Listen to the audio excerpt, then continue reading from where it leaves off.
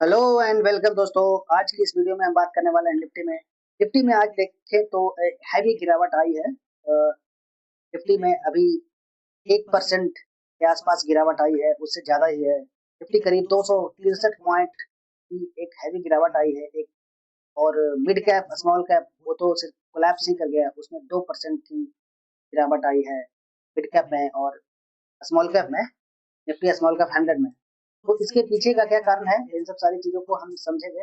Nifty में आज इतनी बड़ी गिरावट क्यों आई है? ट्रंप ने ऐसा क्या कुछ बोला है?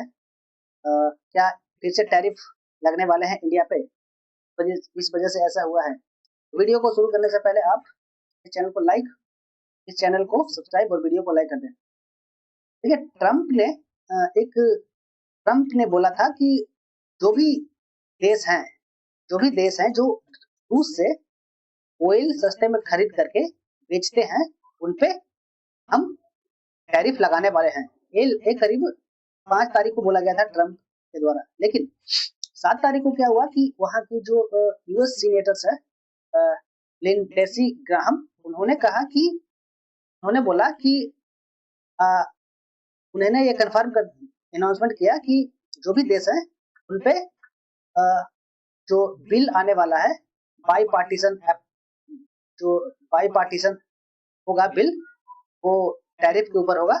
तो उन्होंने अप्रूव किया है और अप्रूव में एम किया है कि जो भी नेशंस सस्ते रशियन ऑयल्स खरीदते हैं, उन पर जो टैरिफ है वो लग सकता है मैक्सिमम 500% उनके प्रोडक्ट पे, देशों के प्रोडक्ट पे। ओके। इंडिया ज्यादा इंडिया पे ज्यादा असर इसलिए है कि इंडिया का जो ऑयल है वो करीब 30 से 40% रशिया से आता है। और जैसे कि रिलायंस कंपनी रशिया से सस्ते ऑयल खरीदती है और क्या करती है कि यूरोप में, इंडिया में वो फिर एक्सपोर्ट करते हैं, तो अच्छा खासा प्रॉफिट भी कमाती है। इस वजह से आप देखो कि जो रिलायंस का रिलायंस की मैं बात करूं तो रिलायंस में अच्छा खासा गिरावट, आज करीब 2.5% का रिलायंस इंडस्ट्री में गिरावट था। रिलायंस इंडस्ट्री, ओके, तो 2.23% की आज गिरावट आई है रिलायंस इंडस्ट्री में। ओके। तो अब हमारे लिए निफ्टी आगे क्या आगे का निफ्टी का क्या सिनेरियो होगा? क्या निफ्टी में करना चाहिए कल शुक्रवार को? क्या शुक्रवार को ब्लैक फ्राइडे होगा? तो सबसे पहले जो हमने कल डिस्कस किया था उस पर बात कर लेते हैं। हमने कल डिस्कस किया था और कि हमारा जो क्लोजिंग पॉइंट है कल जो मार्केट बंद हुआ था उसके बाद मैंने क्लोजिंग पॉइंट लगाया था जो कि था 26,142 के आसपास। ओके। हमने बोला था कि सिंपल, अगर ये निफ्टी अगर निफ्टी कल क्लोजिंग पॉइंट के नीचे खुलता है, अगर मैं इसे थोड़े से छोटे टाइम फ्रेम पे जाऊं तो कल के नीचे खुलता है और खुलने के बाद हमने यही कहा था कि एक नीचे की ओर सपोर्ट है जो कि 26,070-75 के आसपास था। अगर इस एरिया पे आने के बाद यहाँ से कोई बुलिश कैंडल बनता है या कोई बुलिश प्राइस एक्शन बनता है, तो यहाँ से ऊपर की ओर हम जा सकते हैं और जो हमारा टारगेट होगा वो करीब इस एरिया पे होगा। ओके।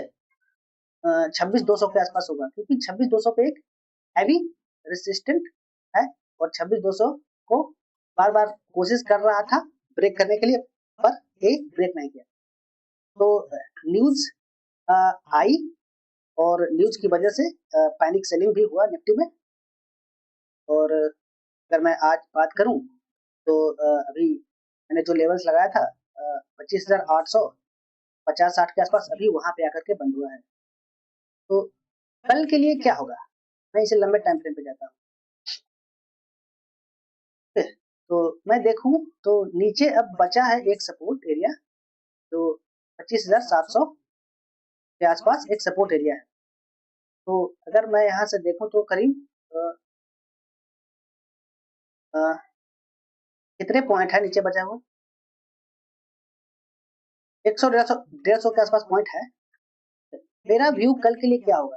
कल अगर निफ्टी आज का जो क्लोजिंग है उसके ऊपर खुलता है, फिर ऊपर खुलता है तो खुलते ही अगर नीचे आता है और नीचे जो आज का क्लोजिंग है वहां पे सपोर्ट लेता है और सपोर्ट लेके ऊपर जाता है, तो आपको एक यहाँ तक आराम से निफ्टी पहुंच जाएगा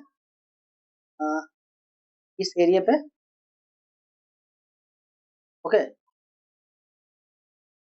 जो कि 25,980-75 के आसपास है, क्योंकि मुझे नहीं लगता कि निफ्टी इतने बड़े हैवी गिरावट के बाद पूरे रिकवरी कर देगा, बिल्कुल नहीं होगा ऐसा। और निफ्टी मेरे ख्याल से इस जोन में ही घूमना शुरू कर देगा, कल की क्लोजिंग इसी के अंदर होगी। तो साइडवेज का मुझे ज्यादा चांसेस है कल, जब तक निफ्टी इसके नीचे ट्रेड करना शुरू नहीं करता है, जो कि है 860-50 के नीचे, तब तक ये निफ्टी नीचे नहीं जाएगा। ओके, तो ये था हमारा व्यू निफ्टी में और सेंसेक्स में है। देखता हूं सेंसेक्स में भी अगर मैं देखूं तो सेंसेक्स में भी हमारा सेम व्यू रहेगा।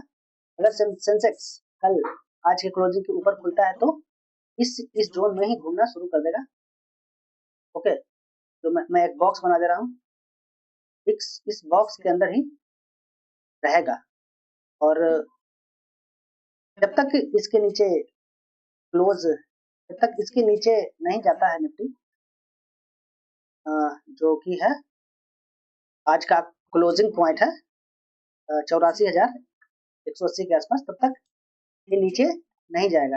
अगर नीचे आता है तो यहाँ पे एक गैप भरा हुआ है, गैप की मैं बात करूं तो इस एरिया पे तो एक गैप भर सकता है और नीचे निफ्टी आ सकता, सॉरी सेंसेक्स आ सकता है 83,880 के आसपास ये आ सकता है इजिली।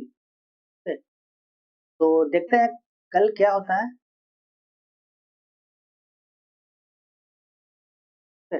और ऊपर की ओर मैं देखूं तो ऊपर खुलने के बाद यहाँ से सपोर्ट लेकर के यहाँ तक जा सकता है 84,450 के आसपास, क्योंकि और ऊपर नहीं जा सकता है, क्योंकि इतनी बड़े कैंडल के बाद में ऊपर से सेलिंग होना लाजमी है, तो सेलर्स एक्टिव हो जाएंगे ऊपर से और इस जोन में सेंसेक्स घूमना शुरू कर देगा कल के दिन। तो ये था हमारा सेंसेक्स निफ्टी का एनालिसिस। प्लीज वीडियो को लाइक और चैनल को सब्सक्राइब कर दें।